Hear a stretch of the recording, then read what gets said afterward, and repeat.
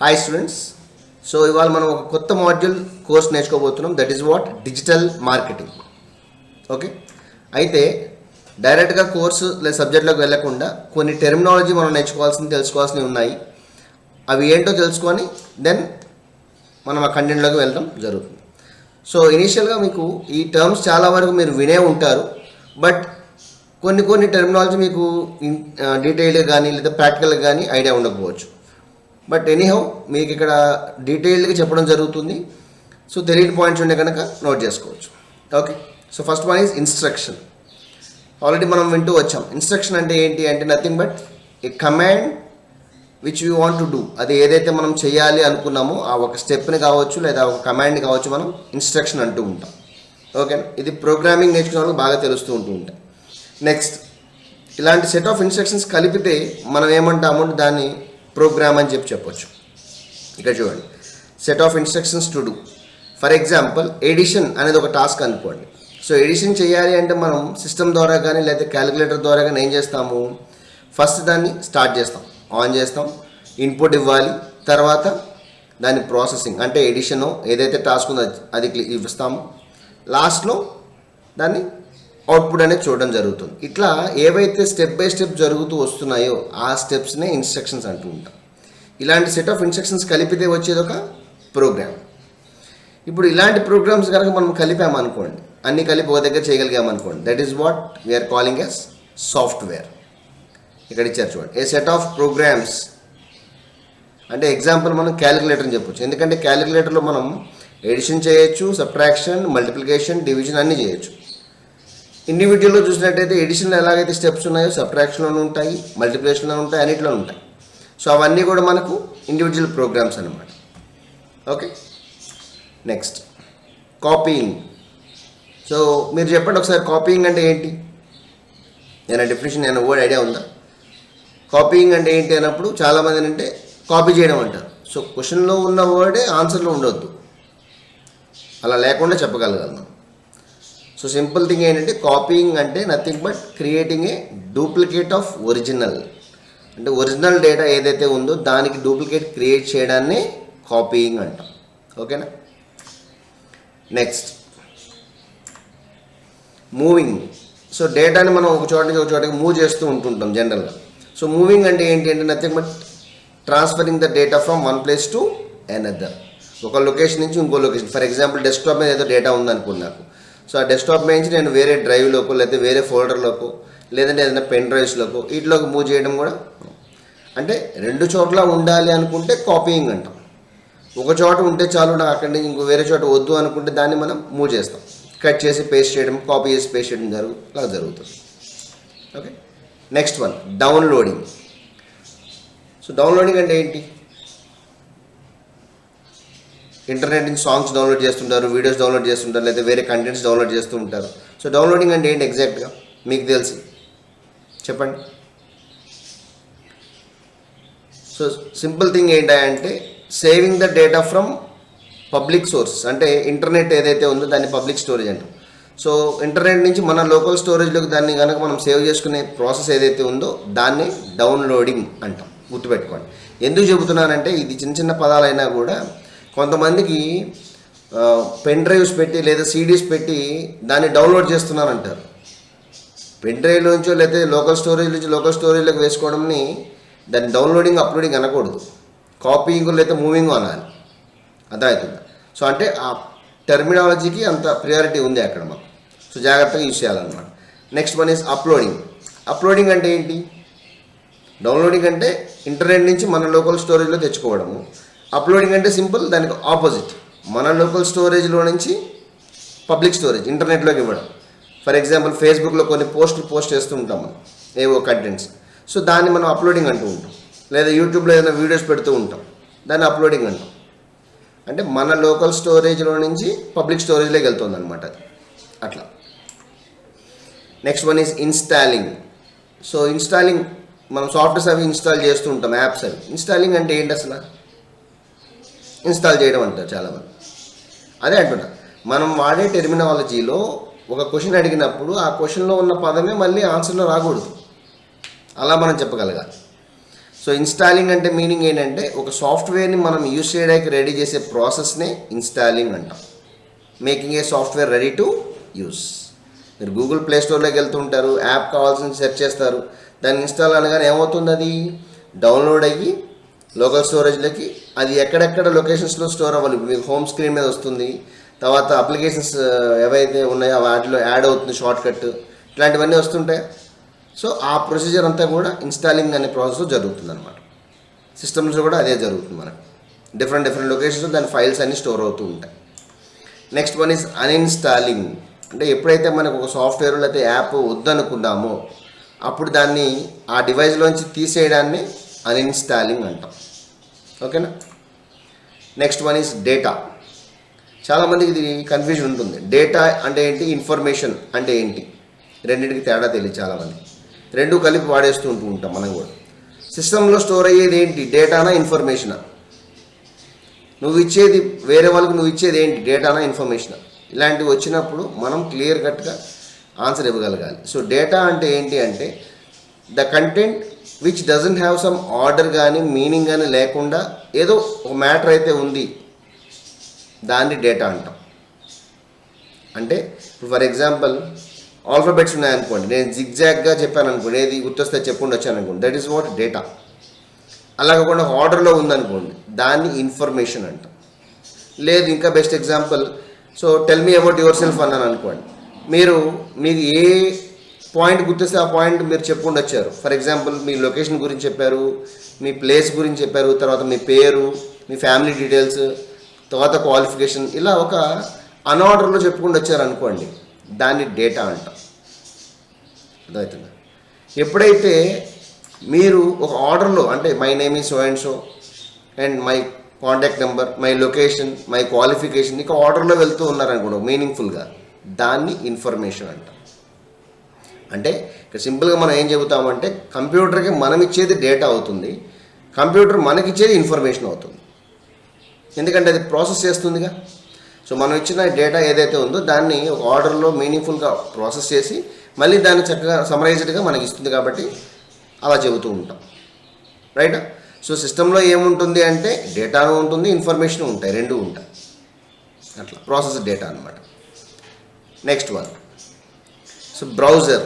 చాలామంది ఇది యూజ్ చేస్తూ ఉంటారు కానీ దాని మీనింగ్స్ కానీ ఎగ్జాక్ట్ డెఫినేషన్స్ కానీ ఐడియా ఉండకపోవచ్చు. మేబీ ఉంటే హ్యాపీ, వెరీ గుడ్.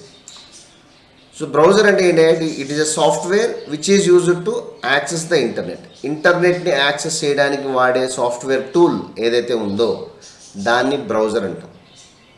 ఎందుకంటే చిన్న ఇంటర్వ్యూస్లో కూడా ఇలాంటి టర్మ్స్ అడిగే ఆప్షన్ ఉండొచ్చు.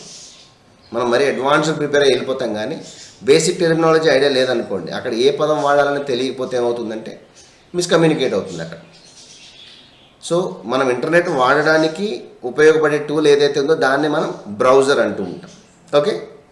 దానికి ఎగ్జాంపుల్స్ ఇచ్చాం చూడండి. ఇంటర్నెట్ ఎక్స్ప్లోరర్ డిఫాల్ట్ అని పెట్టాం. డిఫాల్ట్ అంటే ఏంటి, బిల్ట్ ఇన్ అంటే డివైస్తో పాటు మనకు వస్తుంది. ఇప్పుడు మీరు సిస్టమ్ ఏదైనా కొన్నారనుకోండి, ఏ సిస్టమ్ కొన్నా సరే, ఏ ల్యాప్టాప్ కొన్నా సరే డిఫాల్ట్ బ్రౌజర్ ఏంటంటే ఇంటర్నెట్ ఎక్స్ప్లోరర్. మీరు ఆల్రెడీ చూసుంటారు, ఐకాన్ కూడా ఈ అనే విధంగా ఉంటుంది. Okay. Next Mozilla Firefox, Google Chrome, ఇవి మీకు బాగా ఫెమిలియర్ అయి ఉంటాయి, గూగుల్ క్రోమ్ అనేది. సో ఇవన్నీ కూడా బ్రౌజర్స్ టైప్స్ అనమాట. ఇంకా చాలా ఉన్నాయి, సఫారీ అని, నెట్స్కేప్ నావిగేటర్ అని, ఒపేరా అని, ఇట్లా. Next one is search engine.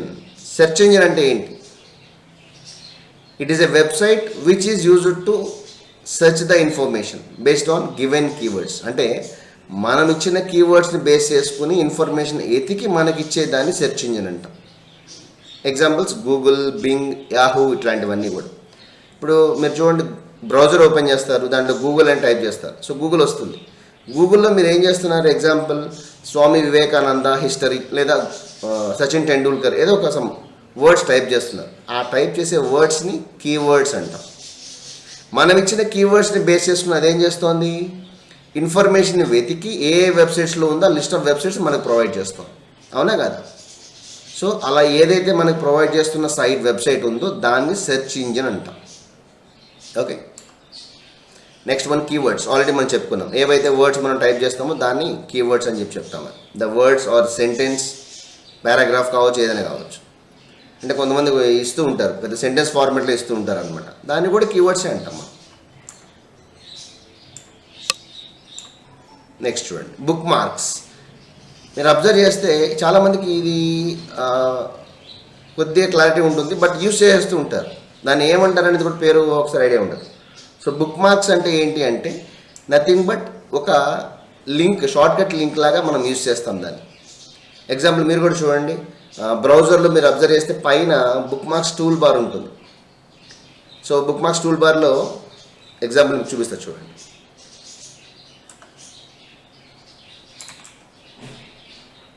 నేను ఒక బ్రౌజర్ ఓపెన్ చేస్తాను ఇక్కడ. సో మీరు అబ్జర్వ్ చేస్తే ఇక్కడ నాకు పైన కొన్ని గూగుల్ షీట్స్ అని లేకపోతే సమ్ డిఫరెంట్ చిన్న చిన్న ఆప్షన్స్ ఉన్నాయి.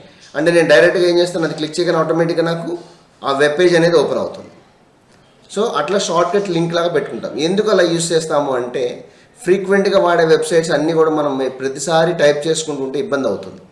అందుకనే ఒక షార్ట్కట్ లింక్ లాగా క్రియేట్ చేస్తాం. ఎప్పుడైతే ఆ బటన్ క్లిక్ చేసాం ఆటోమేటిక్గా వెబ్సైట్ ఓపెన్ అవుతుంది. లేదు మీరు ఒక చాలా టైం స్పెండ్ చేసి ఒక మంచి వెబ్సైట్లోకి వెళ్ళారు, ఒక మంచి కొటేషన్స్ ఉన్న వెబ్సైట్ లేదంటే సమ్ ఇన్ఫర్మేషన్ సైట్కి వెళ్ళారు, ఆ సైట్ ఇన్ ఫ్యూచర్లో మళ్ళీ మీకు ఉపయోగపడుతుందేమో అనుకున్నారు. దాన్ని మనం ఆ యూఆర్ఎల్ని కాపీ చేసుకోవడం లేదా గుర్తుపెట్టుకోవడం అనేది అవ్వదు. అందుకని ఏం చేయొచ్చు, సింపుల్గా బుక్ మార్క్ యాడ్ చేసుకుంటాం. So simple book mark add చేసుకోవడం ఎట్లాగా అంటే మనం బ్రౌజర్ ఓపెన్ చేసినప్పుడు ఎప్పుడైతే ఆ సైట్ ఓపెన్ అయిందో దానికి లెఫ్ట్లో అంటే బ్రౌజర్ మోడల్ని బట్టి మారుతుంది. అది ఇట్లా బుక్ మార్క్ అనే ఆప్షన్ ఉంటుంది. గూగుల్ క్రోమ్ అయితే రైట్ సైడ్లో స్టార్ సింబల్ ఉంటుంది. సో అట్లా అనమాట. అది క్లిక్ చేయగానే ఆటోమేటిక్ ఏమవుతుంది, ఆ వెబ్సైట్ యూఆర్ఎల్ అనేది బ్రౌజర్ గుర్తుపెట్టుకుంటుంది. దానికి ఒక నిక్ నేమ్ పెట్టుకోవచ్చు మీరు. ఎగ్జాంపుల్ నేను ఇప్పుడు స్టేట్ బ్యాంక్ ఆఫ్ ఇండియా అని వెబ్సైట్ బాగా వాడుతున్నాను అనుకోండి. సో ఎస్బీఐ ఆన్లైన్ లేదా ఎస్బీఐ సైట్ అని ఒక చిన్న పేరు పెట్టుకోవచ్చు. అది మనకి గుర్తుండడం కోసం. ఓకే, దాన్నే కొన్నిసార్లు మనం ఫేవరెట్స్ అని కూడా చెబుతూ ఉంటారు. Next one is URL. ఎందుకంటే ఇవన్నీ బేసిక్స్ నుంచి ఎందుకు చెబుతున్నాము అంటే ఫర్దర్ కోర్స్లో మనకి వర్డ్స్ అన్నీ కూడా రిపీట్ అవుతూ ఉంటాయి. అప్పుడు మనకి ఆ వర్డ్ స్ట్రైక్ అవ్వగానే వినగానే అది ఏంటో తెలియకపోతే ఏమవుతుంది, కన్ఫ్యూజ్ అవుతాం. అక్కడ మనం ఆ పదం అదే పదం వాడాలా లేకపోతే ఏ పదం వాడాలనే తెలియాలి మనకు. యూఆర్ఎల్ అంటే ఏంటంటే nothing but uniform resource locator అంటాం. దీన్నే వెబ్సైట్ అడ్రస్ అని కూడా చెబుతూ ఉంటారు.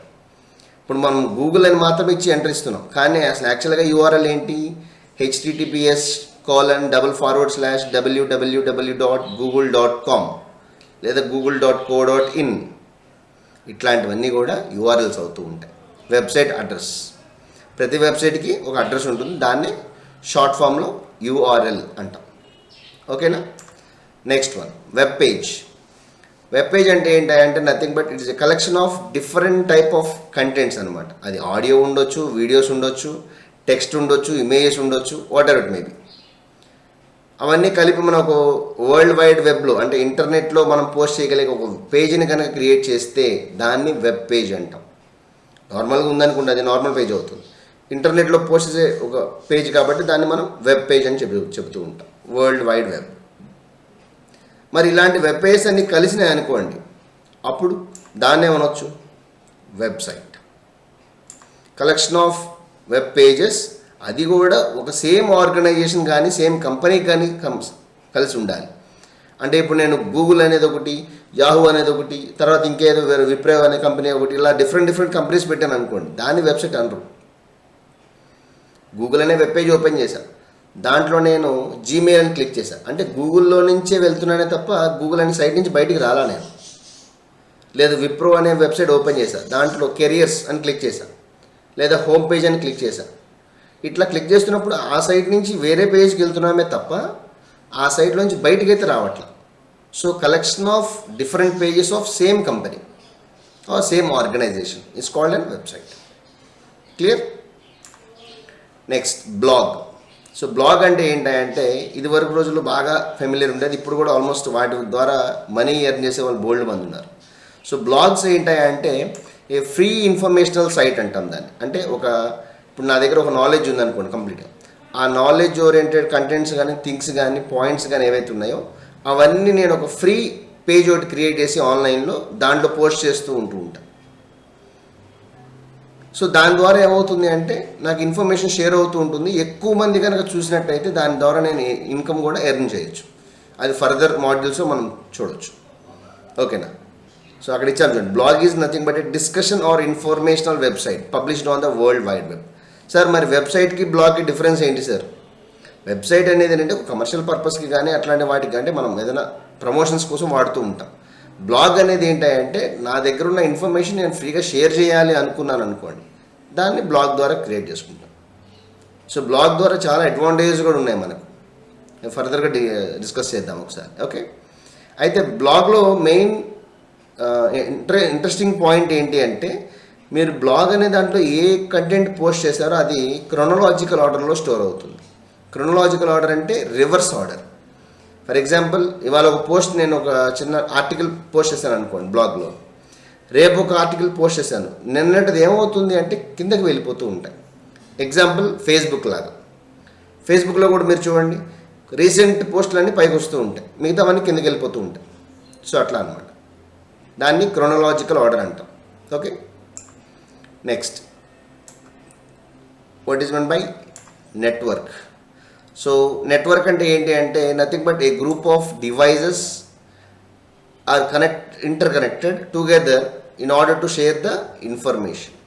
అంటే నెట్వర్క్ అంటే ఏంటంటే మన దగ్గర ఉన్న కంప్యూటర్స్ కావచ్చు, ల్యాప్టాప్స్ కావచ్చు, ట్యాబ్స్, మొబైల్స్, ఏ ఎలక్ట్రానిక్ డివైస్ అయినా కానివ్వండి, అది ప్రింటర్స్ కావచ్చు, ఏవైతే డివైస్ ఉన్నాయో అవన్నీ కూడా ఒక సేమ్ నెట్వర్క్లోకి మనం తీసుకురాగలిగి చేసినట్టయితే దాన్ని నెట్వర్క్ అంటాం. అయితే ఎందుకు క్రియేట్ చేయాలి అట్లాగా అంటే మన దగ్గర ఉన్న ఇన్ఫర్మేషన్స్ కానీ లేకపోతే డివైజెస్ని కానీ షేర్ చేయడం కోసం. ఫర్ ఎగ్జాంపుల్ ఇప్పుడు నాకు ఒక చిన్న ఆఫీస్ ఉందనుకోండి, దాంట్లో ఒక 10 సిస్టమ్స్ ఉన్నాయనుకోండి.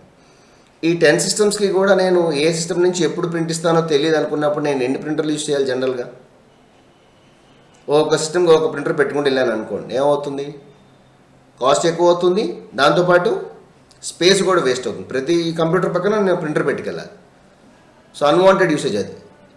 అలాగని నేను ప్రతి డే మొత్తం ప్రింటింగ్ ఇస్తానంటే ఇవ్వను, ఎప్పుడో ఒకసారి ఇస్తూ ఉంటాను.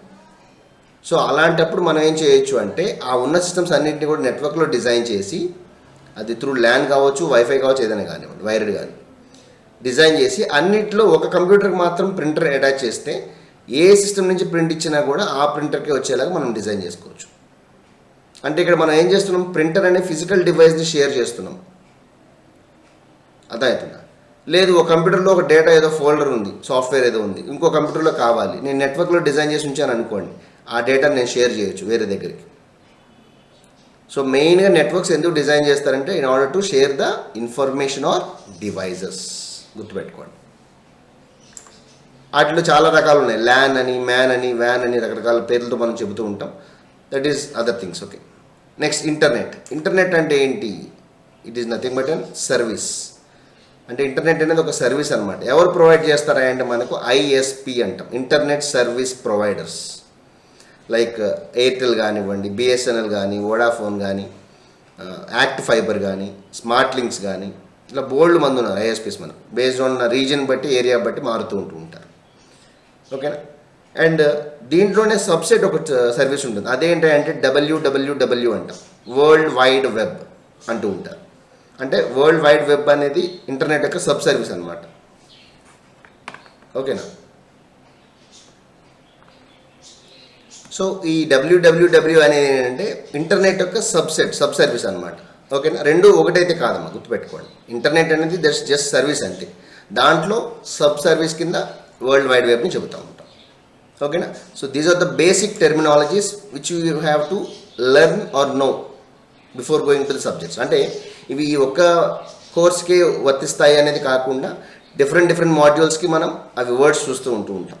సో వీటిలో ఏమైనా డౌట్స్ కానీ లేకపోతే ఏమైనా అర్థం కానీ ఉంటే కనుక యూ కెన్ ఆస్క్. అండ్ ఇది సెషన్ అయిన తర్వాత మీరు ఏం చేస్తారంటే జస్ట్ ఒకసారి మీరు విన్న పదాలను మీరు గూగుల్లో సెర్చ్ చేసి చూడడం కానీ, అంటే వాటి ఐకాన్స్, సాఫ్ట్వేర్స్ ఎట్లా ఉంటాయి ఏంటి అనేది కూడా ఒకసారి చూడొచ్చు. అండ్ వీటిని బాగా త్వరగా గుర్తుపెట్టుకోగలిగితే మనం ఈజీగా వచ్చే టెర్మినాలజీ మనం అర్థం చేసుకోవచ్చు. ఓకే?